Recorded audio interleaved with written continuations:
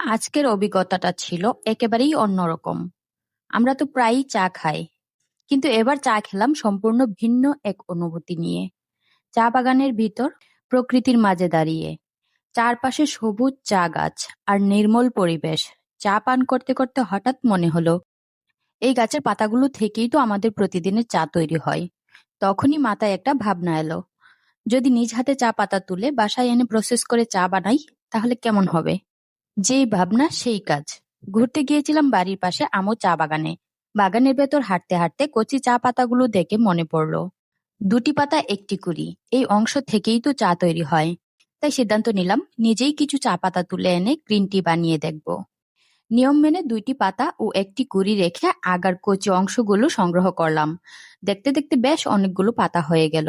সত্যি বলতে চা বাগান ঘুরতে ঘুরতে নিজের হাতে চা পাতা তোলার আনন্দটাই ছিল আলাদা। বাসায় ফিরে প্রথমে চা পাতাগুলো ভালোভাবে ধুয়ে পরিষ্কার করে নিলাম, যাতে কোনো ময়লা না থাকে। এরপর একটি পাতিলে পানি বসিয়ে দিলাম। পানি যখন ফুটে উঠল, তখন তার উপর বসিয়ে দিলাম একটি জালি। তারপর এর উপরে দিয়ে দিলাম চা পাতাগুলো। এরপর ঢাকনা দিয়ে প্রায় 2 থেকে 3 মিনিট ভাপিয়ে নিলাম। ভাপানো শেষ। পাতাগুলো একটি ভুলে ঢেলে নিলাম। তারপর এটিকে রোদ্রে শুকানোর জন্য নিয়ে গেলাম। প্রায় সারাদিন রোদ লাগানো শেষে পাতাগুলো যখন আধা শুকনা অবস্থায় ছিল, তখন সেগুলো ভালোভাবে হাতে মথে নিলাম। এরপর একটি পলিথিনে পেঁচিয়ে ভালোভাবে কাগজটাকে মুড়িয়ে রেখে দিলাম সারা রাতের জন্য। পরের দিন আবার রোদে শুকাতে দিলাম। এতে করে পাতাগুলো আরো ভালোভাবে প্রসেস হলো এবং সুন্দরভাবে শুকিয়ে গেল সারাদিন রোদ লাগার পরে। এরপর যখন পাতাগুলো একদম মচমচে হয়ে গেল, তখন হাত দিয়ে হালকা করে ভেঙে নিলাম। এভাবেই তৈরি হয়ে গেল আমার নিজের হাতে বানানো গ্রিন টি। এরপর ছিল সবচেয়ে প্রতীক্ষিত মুহূর্ত, চা বানিয়ে স্বাদ নেওয়া। একটি পাতিলে পানি বসিয়ে দিলাম। পানি যখন ফুটে এলো, তখন তাতে শুকনো চা পাতা দিয়ে 3 থেকে 4 মিনিট জাল দিলাম। জাল দেওয়ার পর শুকনো পাতাগুলো যেন সেই কাঁচা অবস্থায় যেরকম আস্ত ছিল, ঠিক সেই রকমই সতেজ হয়ে গেল।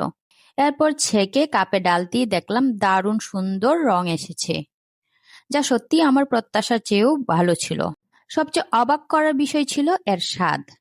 এর আগে বাজারে গ্রিন টি অনেকবার খেয়েছি, কিন্তু নিজের হাতে তৈরি এই গ্রিন টির সঙ্গে বাজারের গ্রিন টির তেমন কোনো পার্থক্য অনুভব করিনি। বরং প্রথমবারের চেষ্টায় এত সুন্দর ফলাফল পেয়ে আমি নিজেই সত্যি অবাক হয়ে গিয়েছি। সব মিলিয়ে পুরো অভিজ্ঞতাটা ছিল অসাধারণ এবং স্মরণীয়।